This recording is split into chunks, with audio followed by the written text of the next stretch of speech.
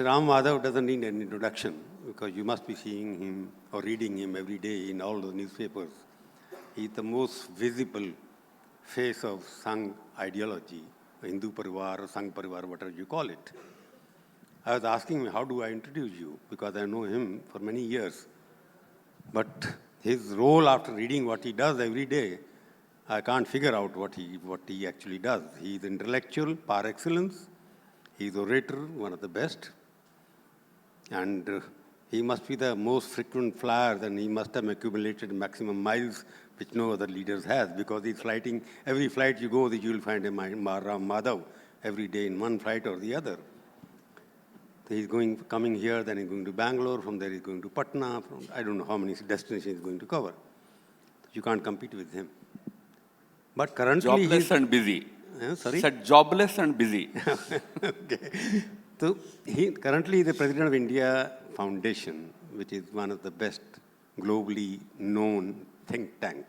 Think tank is a bad name these days in India because they have banned just one most old Center for Policy Research. But he runs a think tank which is much more active in both domestic affairs and international affairs. So Ram Madhav also is some kind of a unofficial, I would call, whether the foreign minister or the foreign secretary, or all combined into one. He represents the Indian culture, Indian ideology in foreign relations, and most of the time he's busy organizing seminars. He's hosting big conclaves where people from all over the world can come and participate. But today the different issue. We have invited him to speak more about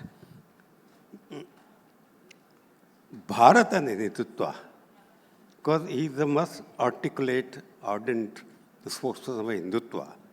There is a difference between Hinduism and Hindutva, because most of the critics of the BJP, they don't call Hinduism, they call Hindutva, because Hindutva, they think, is some kind of political ideology. Am I right? They think in that way.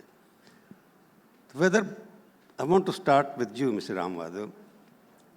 During the last 9 years, 10 years, we have seen India becoming Bharat suddenly through one invitation which has gone out of the President House. It became Bharat suddenly. Then the second invitation from the Prime Minister went as a Bharat. Without formal announcement, it became a Bharat. The topic is whether Bharat you introduced because you wanted to make it a Hindutva nation, Hindu nation. Is there a connection between the name change and Ram Rajya, what is happening, Ram Pratishtha? Is there the connection between the changing the name, not changing the name, calling it Bharat? In fact, I wrote 2 years ago, why didn't you call it Bharat? When nobody took it seriously. So, Hindutva and Bharat, do you think they are synonymous? They are one? Or in India, there is some kind of, India is more important or Bharat is more important? Firstly, we do not regard Hinduism and Hindutva as two separate and different things. Hinduism, many in our parivar do not see it in terms of any ism. So we generally avoid using the word ism for denoting Hindutva, Hinduness. Hindutva is just the very Indianized, version or word for Hinduism, if you want to use it that way. For us, there is actually no difference. But if somebody wants to criticize us and he wants to, sail in both the boats. He wants to be on the Hindu side also, but also against the RSS. Then they try to create this artificial distinction between Hindutva and Hinduism that doesn't exist. Secondly, this thing that Bharat we suddenly started is also not correct. It was started in 1950. When India's constitution was officially promulgated, we said India, that is Bharat. By the way, may I remind, I was watching on your screen on the back side, you are one of the sponsors, the Bharat Petroleum. We have not started Bharat Petroleum. It has been there right from the time of independence. Bharat and India have always been in vogue in our countries at the same time. Sometimes we used India, sometimes we used Bharat. We are a party and an ideological parivar which is more rooted in our civilizational or cultural identity. So we sometimes prefer to use the word Bharat more prominently, more eloquently. That's all. There is no, again, just as there is no reason to pit Hinduism against Hindutva, there is no reason to pit Bharat against India. At least as far as we are concerned, we don't see it that way. And Bharat, Hindu, India, Hinduism, these are all in a way synonymous with our existence. This country is identified at various levels with all these words. Hindu, Hindutva, Bharat, India. This is the identity of this country. In different contexts, in different ways, we identify with this. So, whether we are now starting something new, whether we are taking the country in the Hindutva direction, I don't think that is really any tenable argument, because these are all always the core identity of this country. We deviated from it. We thought that we should probably discard it.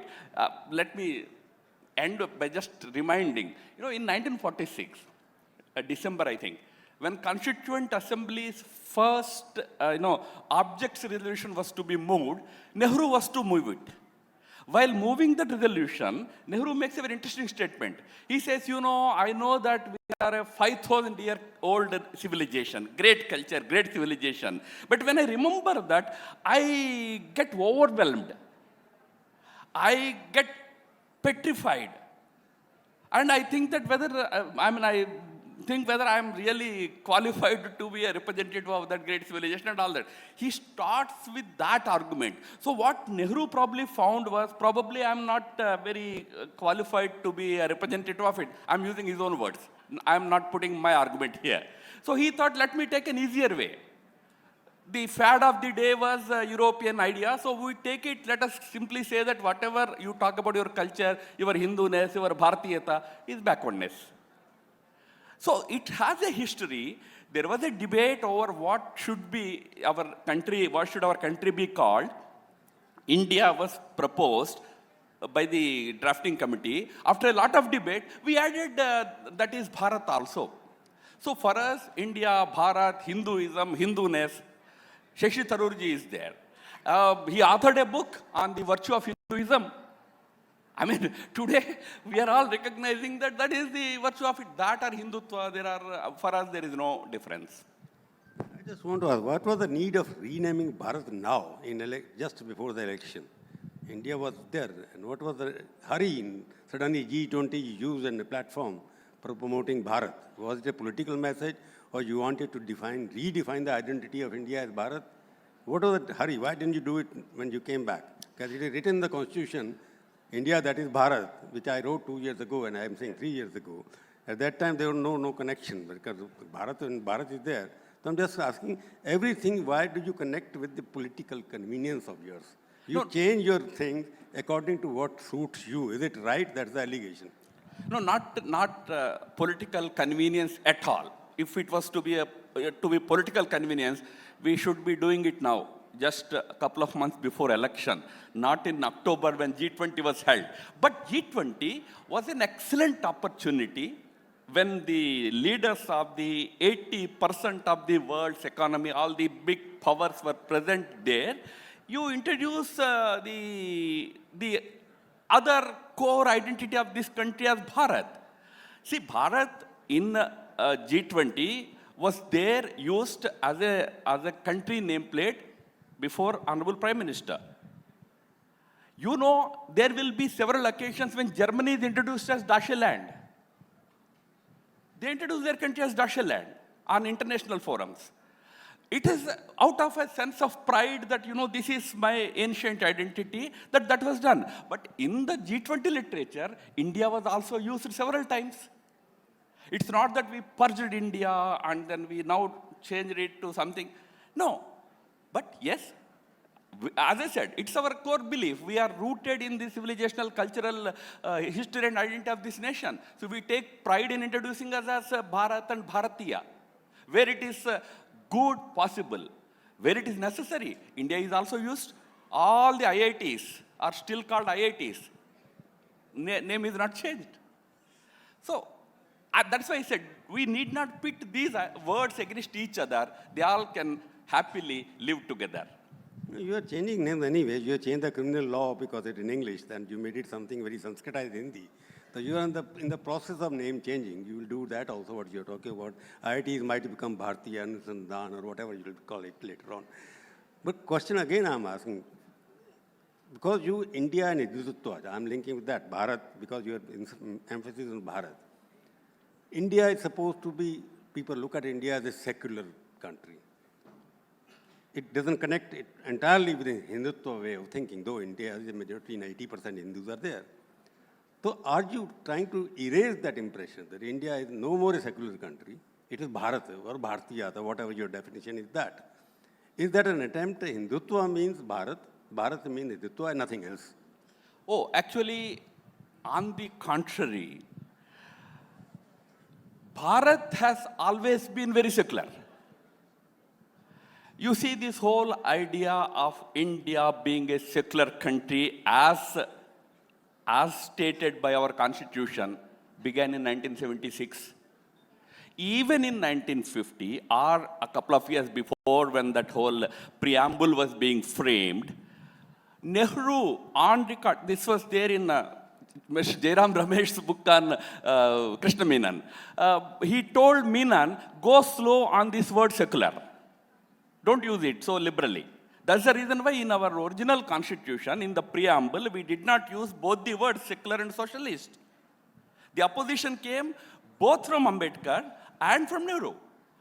Did it mean that we were not secular? Did it mean that until 1976, Indira Gandhi introduced secularism as a word in our constitution, India was not secular? Or for that matter, were we not secular before 1947? So this whole myth of whether we became secular because we were being called India or we were not secular if we don't call us India, that's why I'm saying all these arguments, all these statements are very political. They don't really stand the real argument, reality. This country has been secular. And in fact, that is one statement that Ambedkar makes. You don't have to say it as secular. You don't have to call it secular. Because the whole constitution, the spirit of it is secular. This was Ambedkar's word. So, that's what I'm saying. Bharat bolte hi, you are trying to make it a communal country, you want to discard secular. No. But only thing is, if I were to add a rider to it, I would say it will be truly secular country. What we were practicing had many issues, probably that do not even stand the test of that secular claim that we make. We need to be truly secular in the sense that in Bharatiya tradition, in our country's tradition, equal respect to all faiths, no preferential treatment for or against any religion is what should mean secularism here. The important reason is secularism is not the same in every country. In France, in public life, you have to completely dissociate from religion. That is secularism in France. But in UK, if you have to be the emperor, the king, the queen, you have to publicly proclaim your adherence to Anglican Church, not to another sect of Christianity. You have to be an Anglican to be the ruler. Is UK a secular country or not? When presidents take oath in America, they place their hand on Bible. Okay, in India we place our hands on Constitution. There it is Bible or Bhagavad Gita, both are allowed. But the point is, a bishop is holding it.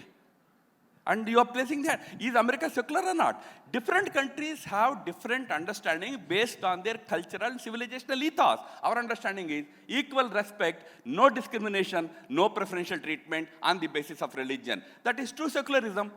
That is what we stand for. That is what Bharatiyata is all about.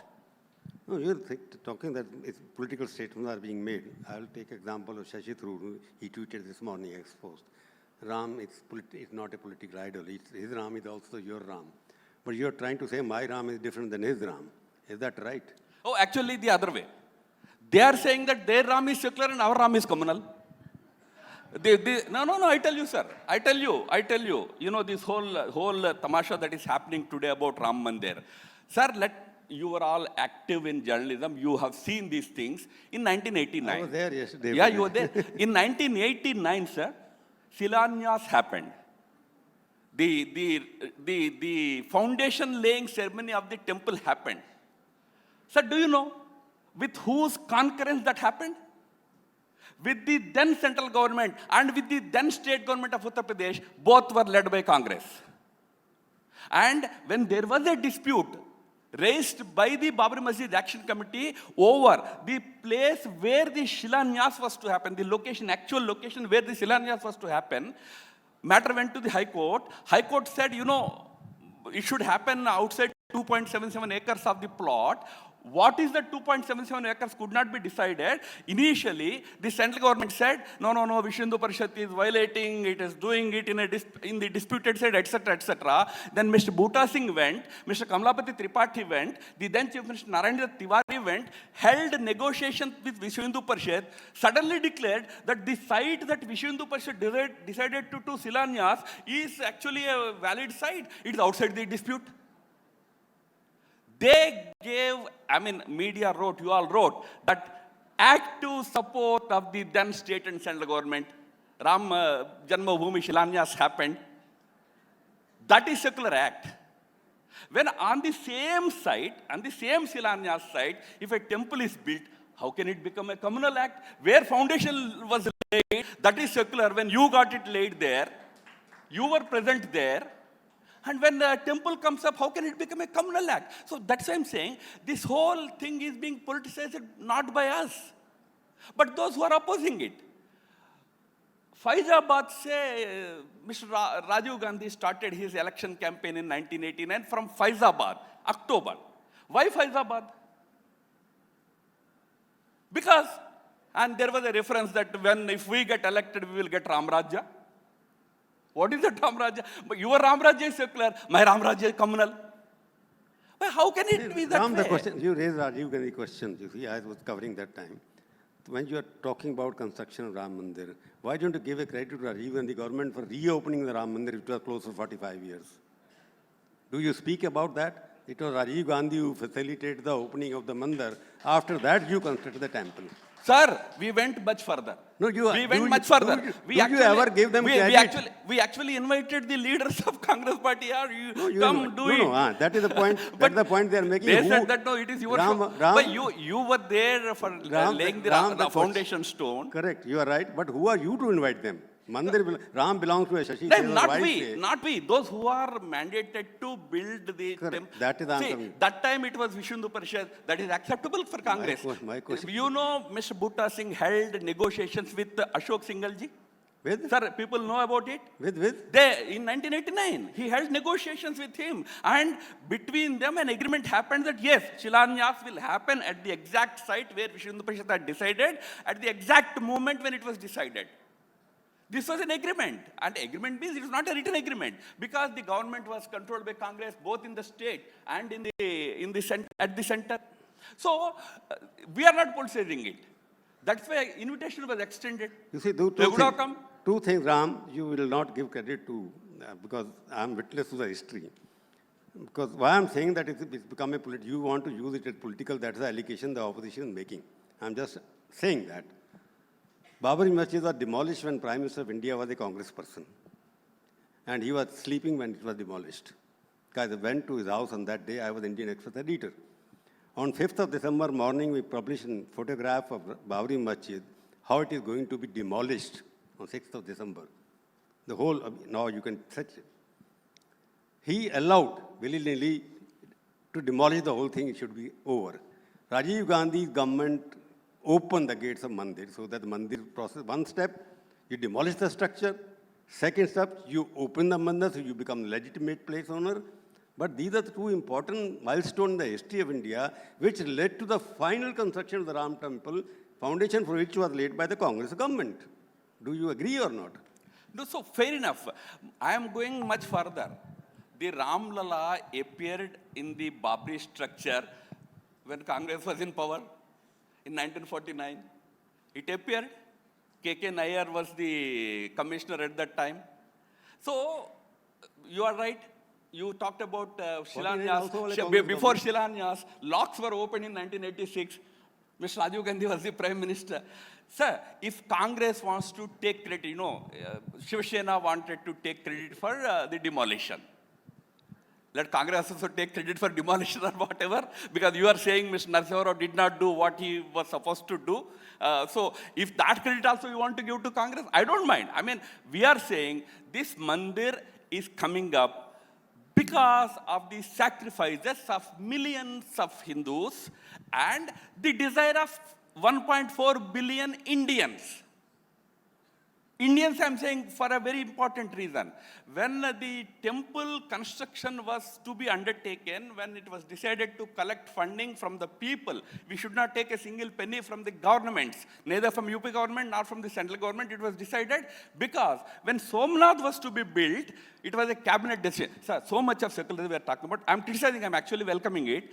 But when Somnath was to be constructed, it was decided in a cabinet meeting, a cabinet resolution was passed that Somnath temple should be reconstructed. Was it a secular act? Technically speaking, was it secular?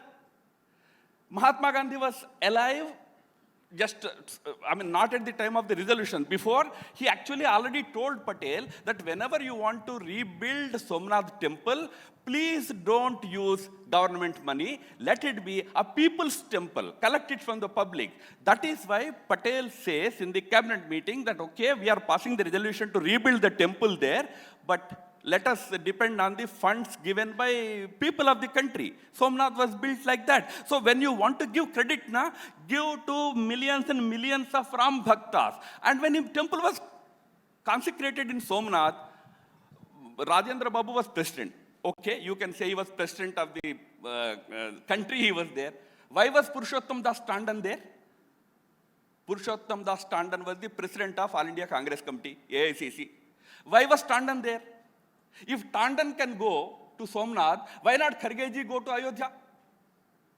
Kharge ji ko secularism argument kaise aata hai? Which Tandon ko aaya nahi hai? So I'm saying we are not politicizing. We see Ram Mandir as the reflection of the sentiment and aspirations of 1.4 billion Bharatiyas. I said when we collected the funds from public, Muslims, Christians, Hindus, Sikhs, everybody contributed. Communists only telling us that don't write our name on the receipt. Take it. We also wanted to. So everybody contributed because some see Ram as God, some see him as great ancestor of our country, somebody who gave a great value system. Why not we see it in that spirit? We are not politicizing, but why others want to politicize it? Anyway, I'll open this because time is short. I'll open this first time because a lot of questions may be asked. Any student wants to ask any question can raise their hand and name like that. The Ram Mandir, was it for Sakar Ram or Nirakar Ram? Ram is, Valmiki's Ramayana describes Ram as Vigrahavan Dharmaha, that is one phrase used. The other one is Maryada Purushottam, the epitome of great virtue and great value system.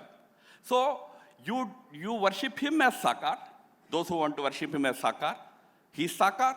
You want to worship him in Nirakar, it is the value system. Maryada Purushottam, he is the epitome of great values and he is virtue personified. So he is both Sakar and Nirakar. In fact, that is the greatness of Hinduism. Or Hindutva, if I were to use that word, Hindutva or Hinduism, it believes both in form and formlessness. For us, both is divine, because for us, divinity is everywhere. It is omnipresent. Religions that believed that God is formless. There are many Semitic religions, they believe that God is formless. But you see the description, it's always He. When it is formless, how is it gender specific? How is it He? Why not she? So, the real formless concept is our own concept. Ram, for some, is a form, a deity with a bow and arrow. For some, it is Balram, which is enshrined in Ayodhya. For some, it is the Ram Darbar, Sita, Ram, Lakshman, and Hanuman. But some is just a value system. Whichever way you want to worship, we can worship. Another question? Yeah, that's. Hello. Yes, sir. We know that their India and Bharat name is there. If we see the constitution, there is Bharat ka Samvidhan, or if in English we say Constitution of India. Since if we see that like how the new alliance with the name of India came into picture, is that since the new alliance came as the name of India, now the ruling party wants to fortify the name of Bharat into the nation. Is that ruling party is now scared that if we give the India, if any of the campaign which I will bring is like will put as like Startup India or any of the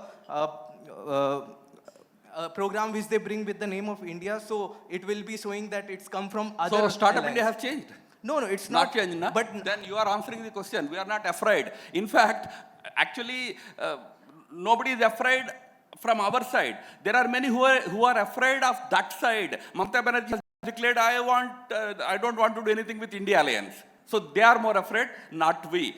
Okay, number one. Number two, let me tell you some interesting fact. I come from Andhra Pradesh. We speak Telugu.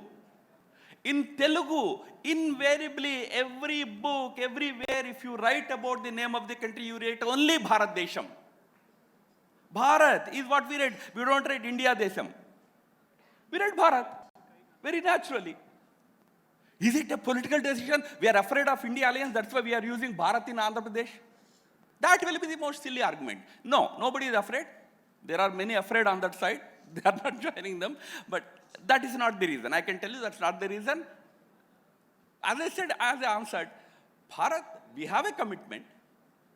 It's an emotional commitment, but it's not against any other word, whether it is India. Bharat has the word Hindustan. Do you know so many companies today are Hindustan Aeronautics, Hindustan Petrochemicals, HPCL. So many places Hindustan is used. No, we are happy. Fair enough. You use Hindustan, you use Bharat, you use India. All of them mean same. It's not political at all. So, from the constitution, India is mentioned as it's a secular nation. But from the comments that you made, you said that India can also be represented as India or Bharat. We agree to that. But when you said, you also added that India can also be mentioned as Hinduism or Hindutva. How could it be related? No, India is mentioned, not mentioned, I'm not saying India is mentioned as Hinduism. Hindustan is the word we use for our country. I gave you examples. Public sector undertakings have the name that starts with Hindustan. All these names never represented anything sectoral, anything parochial. This Vikruti, this twisted mind has started recently. If you invoke Bharat or Hindustan, you are taking country into communal direction. But these words have been there right from the time of our independence, even before. So, this twisted mind needs to be corrected. Probably this new transformation that is happening will help us achieve that. I'm so happy. Now, the challenge from the opposition also is not about whether Ram Temple is secular or not secular. When do you allow me to go? You know yesterday's argument. Only one person should go to temple. Why not I go? We welcome this debate. Everybody should come. Everybody should enter the Ayodhya temple, all temples. That is this land. This has been that land. I'm not saying it's something we are doing for the first time. It has been the culture of this country. It has been the tradition of this country. That's why I gave you the example of Somnath. Through a cabinet resolution, we decided to rebuild Somnath. Through a cabinet resolution. And if time permits, please read the speech of Dr. Rajendra Prasad. Not the correspondence between him and Nehru. It has been publicized far too much by different people in different ways. But the speech delivered by Dr. Rajendra Prasad, such a wonderful speech, and you see a lot of similarities in that speech and the speech delivered by Prime Minister Narendra Modi in Ayodhya on 22nd January. Rajendra Babu talked about a prosperous, developed India. Pradhan Mantri Modi ji talked about Viksit Bharat. That is the spirit of all these enterprises. This is not parochial, this is not communal. This is for building a strong Bharat, but with self-confidence. Not with a slavish attitude, but with self-confidence. So this question may be from all common Indian. There are many deep-rooted issues. I'm not mentioning about the facts which are disclosed in Hindenburg or what happened to Trivandrum Airport. I'm not speaking about it. The earlier session also, the speakers, they given a humble submission that the ruling government is trying to, divert the attention of the people from the common issues, starting from unemployment, particularly the fuel price hike, all those things they have mentioned. Do you think that the strategy which is adopted by now, with the help of the temple, where the BJP started the campaign to retain the position, or whether the BJP government is having a moral fear about doing the campaign by explaining the achievements made during last couple of years, almost 9 years? So this is a common man question. Okay. Yeah. Okay, first of all, don't arrogate to all common men. It's your question. That's it. Common men are very clear about what is this country and what is Modi ji doing. That's why they are supporting him. And the question has a relevance, whether we are doing it for any political purpose or it is genuinely a project that was initiated and it has come to a conclusion. I would say that for us, it's never an electoral exercise or a political exercise. It happens here. Again, I'm sorry that I'm going back to that Somnath again and again. Somnath happened in May 1951. In October, elections were announced. So may I now submit that the first election, Congress wanted to win. That's why they built Somnath. May I say that? No, we are all proud that nation's heritage has been restored. And millions are very clear about it. Some are confused. Some have issues. But millions and millions are convinced about it. And that's why I said, in his entire speech, did Prime Minister invoke Babar? The man who demolished the temple as per the Babar Nama. Did he invoke his name? No. Did he try to pit one community against other? No. Instead he said, Ram should be not an issue of conflict, but of unity. He said he should be the energy for the country. Because Ram has always been a great unifier for us, for everybody. No election, no politics in it. It happened just before the general election. But our whole, this arrogant, educated thinking is that Indians are fools, idiots. You can sway them. Indians don't think they can be swayed. Sir, please remember, not today. 1949, 26th November, Dr. Rajendra Prasad delivered his final address to Constituent Assembly. He referred to this argument by some members in the Constituent Assembly that India is uneducated. There was only 17% literacy at that time. So democracy will not work here. People can be, influenced or purchased.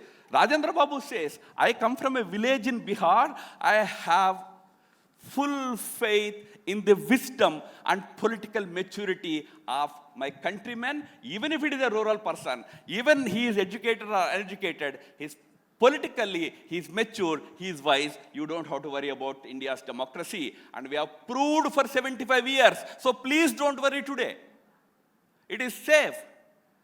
Because the opposition is not winning, you can't say that, no, Modi is using other things. No. It's not our duty to highlight what is good, what is not good. If it is not good, let opposition highlight it. If it is there unemployment, let DMK highlight it, let Congress Party highlight it, let people agree. If people agree, they will vote for you. If they vote for you, they are wise. If they vote for BJP, they are swayed. Well, 4 states elections happened, 5 states happened, 3 BJP won, 1 Congress won, 1 another party won. How can you say people are swayed in only 3 states but not in Telangana? So these are all arguments that we educated people, thinking we are very rational, we try to make. People of this country are wise. They know who is the right person to lead this country. Probably they have decided for next 10, 12 years. Thank you.